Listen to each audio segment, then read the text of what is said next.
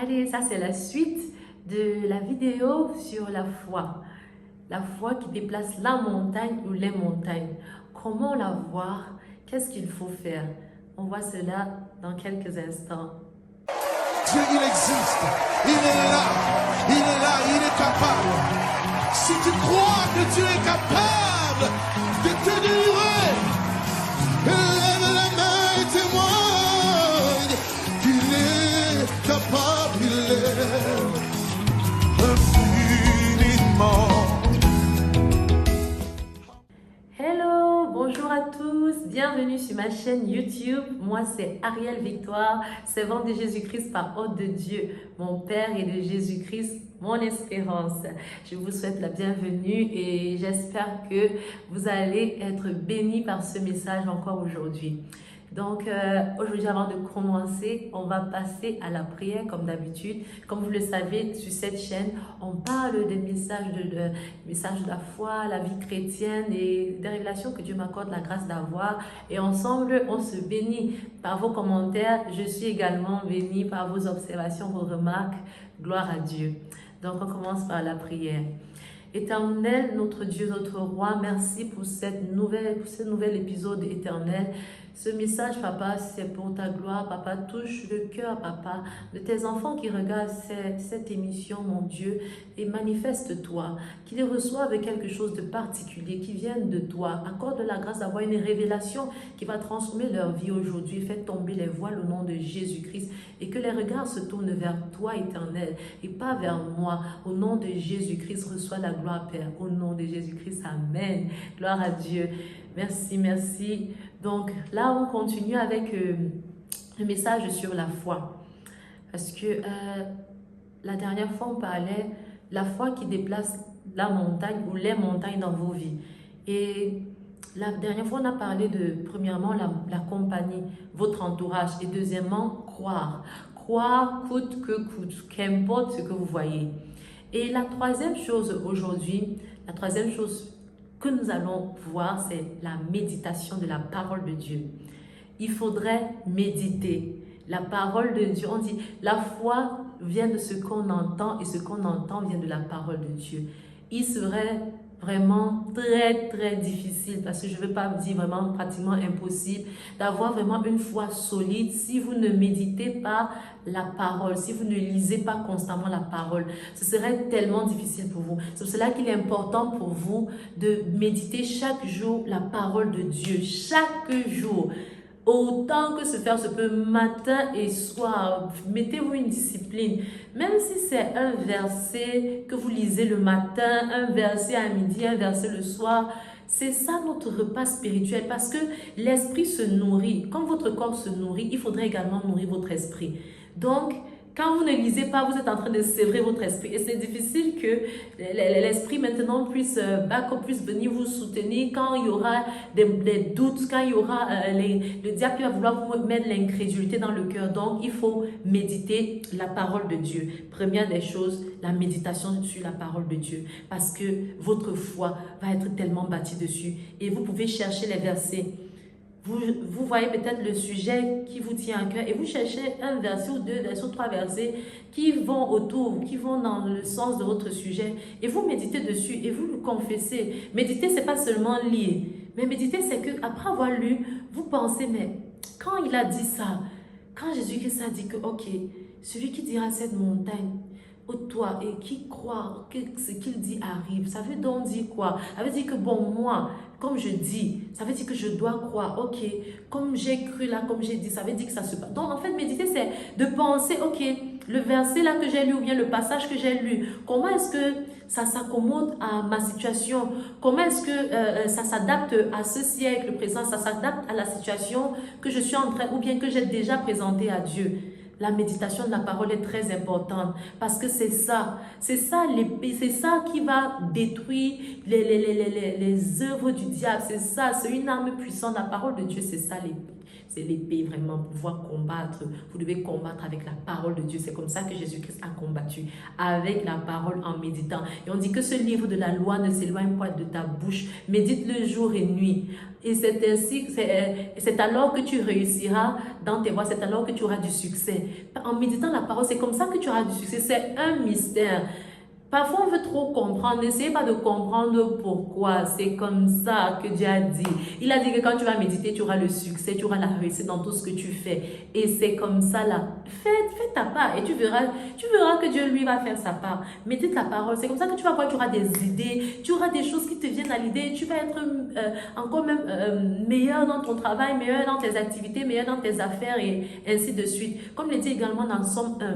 Il est dit dans Josué 9, dans Somme 1, il dit, après avoir dit que béni soit celui qui ne marche pas en compagnie des moqueurs et tout, il dit, celui qui met son plaisir dans la loi et qui la médite jour et nuit, il sera comme un arbre planté près d'un courant d'eau et qui donnera son fruit en sa saison et dont son feuillage ne se flétrira point. Donc, quand tu médites la parole, tu es comme un arbre qu'on a planté près d'un courant d'eau. Donc, tu produis des fruits, tu portes des résultats, tu as le succès dans tout ce que tu fais. La parole est très importante, c'est un mystère. La parole de Dieu est un grand mystère. N'essayez pas de comprendre avec votre tête que pourquoi, comment ça se passe. Non, la foi, c'est juste que tu crois. Tu crois que ce que Dieu a dit, c'est ça. Tu médites ta parole et tu vas voir ce que Dieu a dit va certainement s'accomplir pour toi. La quatrième chose que nous allons voir, c'est passer à l'acte. Parce que beaucoup de chrétiens, beaucoup de personnes ont la foi. Et ils ont vraiment la foi, ils ont prié. Ils savent que Dieu a écouté et que Dieu est capable de le faire. Mais, je vais vous prendre un exemple pour que vous compreniez mieux quand je dis passer à l'acte. Il y a d'autres qui prient pour le travail. Ils pensent que Dieu va susciter quelqu'un qui va venir toquer à sa porte pour qu'il aille trouver le travail. Il faut passer à l'acte, faire un acte de foi. Jacques le dit. Tu crois qu'il y a un seul Dieu, tu fais bien, mais même les démons savent qu'il y a un seul Dieu et ils tremblent. Mais qu'est-ce que la foi sans les œuvres? Il faut une foi qui a les œuvres. Et il faudrait faire un acte de foi pour confirmer qu'effectivement, je sais que Dieu m'a exaucé. Donc, je sais que Dieu m'a déjà accordé ce boulot. Donc, je pars, je sors et je sais qu'en sortant, il va conduire mes pas vers cet endroit-là. Ou bien en sortant, d'une façon ou d'une autre, Dieu a vu que voilà, j'ai la foi et il va susciter les choses autour de moi afin que ce qui m'est dû me trouve. Et pareil, par exemple, si tu crois en ton mariage, commence déjà à acheter par exemple des choses pour ton foyer. Fais des petits achats. Tu dis que Seigneur, je sais que je me marie bientôt, donc voilà, je fais déjà mes achats et tout et tout et tout. Par exemple, si tu crois que tu auras une voiture, va dans les boutiques où on vend les voitures. Renseigne-toi sur les prix. Essaie déjà de voir. Renseigne-toi sur le type de véhicule que tu veux. Tu te renseignes sur les prix. Donc, il faut passer à l'acte. Il faut poser l'acte de foi. C'est aussi très important. Ça galvanise davantage vous-même, ça vous galvanise vous-même, ça vous permet de davantage vous plonger et de savoir que en fait Dieu l'a déjà fait et ça arrive certainement. Et là Dieu lui-même il voit que tu crois vraiment en moi. Et la cinquième chose que nous allons voir, c'est la louange. Oh, la louange et l'adoration. On dit l'Éternel siège au milieu de la louange et de l'adoration de son peuple. L'Éternel, quand tu loues Dieu, en fait, on ne peut rien donner à Dieu. Tu ne peux pas donner la voiture à Dieu, que tu vas lui faire plaisir. Même les dîmes, les offrandes qu'on donne à Dieu, ça n'enrichit pas Dieu parce que tout lui appartient. On donne surtout ça, c'est surtout par rapport à l'état de notre cœur, vraiment. Parce que tu ne peux rien donner à Dieu. Tout appartient à Dieu. Mais on dit, l'Éternel cherche les vrais adorateurs, ceux qui vont l'adorer en esprit, en vérité. Donc imagine, tu passes un moment, il y a ces moments, je ne sais pas pour vous, mais je sais, il y a beaucoup de chrétiens, quand tu entres dans la zone, moi j'appelle ça souvent la zone, que tu adores, tu te déverses devant Dieu comme ça, tu l'adores et tu le loues. C'est comme si plus rien n'existe autour de toi. Et imagine alors, quand tu as prié pour un sujet et tu vas devant Dieu, tu dis que Seigneur, je te dis merci parce que tu m'as déjà exaucé. Tu danses dans ta chambre, je ne sais pas, tu t'enfermes quelque part, tu danses, tu loues Dieu. Bon, tu n'es pas obligé de danser, mais tu peux être dans un endroit, peut-être au bureau, tu es là, tu es dans la joie, tu chantes et tu dis Seigneur, je te loue, je te dis merci, alléluia, parce que je sais que tu as exaucé mon sujet de prière. Tu es fidèle et tu ne mens pas. Gloire à Dieu. Merci, alléluia, je te loue. Et une autre âme puissante, peut-être la nuit, quand tout le monde dort, toi tu te lèves la nuit, minuit et 3 heures, tu loues l'Éternel, tu danses, tu loues, tu célèbres Dieu. Je vous assure, il y a certaines personnes que ce n'est que ça qui leur manque. Et après, vous allez voir, en faisant cela, en quelques instants, vous allez voir les miracles se passer, je vous assure, mes bien-aimés. J'ai eu à le faire. Une fois, je l'ai fait vraiment après un enseignement et je l'ai fait. J'ai aussi testé, donc je suis partie et j'ai loué Dieu, je louais, je voyais rien. Et ce que Dieu a fait était tellement merveilleux. Et il y avait une fois, je manquais, il y avait une fois, je n'avais pas les sous pour rentrer au travail. J'avais rien, j'étais vraiment bloquée, j'étais coincée. Je dis que, ah Seigneur, aide-moi. Oh, tu sais que moi, je m'abandonne uniquement à toi, je m'appuie sur toi. Je vais faire comment? Je veux m'appuyer sur toi. Tu as dit dans Jérémie 17 que maudit soit l'homme qui met sa confiance en l'homme. Moi, je ne veux pas m'appuyer sur l'homme pour dire que voilà, je vais appeler de gauche à droite. Tu es mon père et je crois en toi. Aide-moi. Je fais comment? J'ai besoin d'argent de taxi et j'ai besoin d'argent pour pouvoir acheter tel repas, pouvoir manger même aujourd'hui. J'ai seulement dit que, ah Seigneur, comme je t'ai demandé, tu m'as écouté. J'avais faim, mes frères. Hey, j'avais faim. J'ai commencé à louer Dieu, j'ai commencé à danser, je sautais, je criais. Ah, c'était au début de ma conversion vraiment parce qu'il y avait un grand ménage qu'il fallait que je fasse autour. Et Dieu a voulu que je passe par là vraiment pour m'enseigner beaucoup de choses. Gloire à Dieu, je ne suis plus arrivée à cette étape dans ma vie, heureusement. Mais ça, c'était tellement merveilleux parce que vraiment, j'ai loué Dieu. Je disais que, ah papa, j'ai dit que je vais danser. Même si mon corps ne veut pas danser, je danse. Je dis Seigneur, merci parce que tu vas pouvoir. Et je vous assure, quelqu'un est venu ce jour-là. Technicien, je ne sais pas ce qui s'était passé et quelqu'un m'a glissé un bon billet là en main comme ça, je n'ai rien demandé et ça m'a dit que hé Seigneur, imaginez quand tu n'as même pas 5 francs kobo, on te donne un bon billet violet là, hé Seigneur, j'ai dansé encore non. J'ai sorti les piches devant Dieu, non, la loi là sortait de l'âme, du cœur. C'est tellement merveilleux. Et les expériences comme ça, là, ça bâtit vraiment votre foi. Et ça vous montre davantage que Dieu est fidèle. Faites-le. Et après chaque victoire, vous allez davantage vous affermir dans votre foi chrétienne. Mettez la louange. Donc, en résumé, la 4e chose dont on parle, c'est de méditer la parole de Dieu. La 5e chose, c'est de passer à l'acte, un acte de foi. Et la 6e chose, c'est de louer, adorer l'Éternel. Il faudrait louer et adorer Dieu. On va voir une dernière chose la prochaine fois qui, je crois vraiment, ça va beaucoup vous bénir. Un des derniers ingrédients pour booster votre foi. Mais pour aujourd'hui, j'espère que vous avez été bénis. Dites-moi en commentaire ce que vous pensez de tout ceci. Quelles sont vos impressions? Quelles sont vos expériences vis-à-vis de la foi, votre marche avec Dieu? Peut-être vous avez d'autres astuces aussi pour davantage avoir... pouvoir l'exaucement à vos prières, pour avoir une foi encore, pour booster votre foi. Partagez-la avec moi en commentaire.